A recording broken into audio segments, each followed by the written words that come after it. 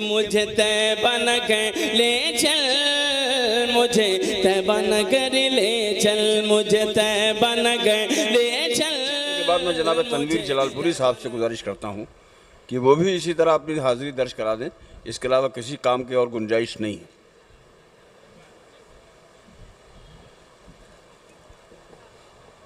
अस्सलाम वालेकुम।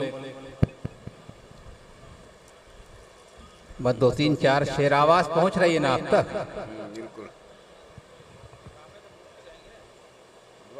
बस 2-3-4 शेर 2-3 शेर 3 मिनट पे अपना काम पूरा करना है कि कोई आका के जैसा ही नहीं है, कोई आका के जैसा ही नहीं है, जमी पर जिनका साया ही नहीं है, जमी पर जिनका साया ही नहीं। अब शेर पढ़ता हूं कि अभी से धड़कने हैं तेज दिल की, अभी से धड़कने हैं तेज दिल की, अभी तो उनको देखा ही नहीं है।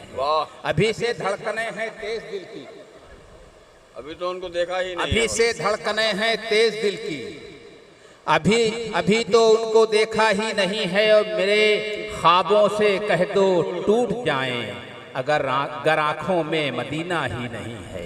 मेरे ख्वाबों से कह दो टूट जाएं गर आंखों में मदीना ही नहीं है। और मेरी दुनिया ही रहकर क्या करेगी अगर तनवीर उक़बा ही नहीं है।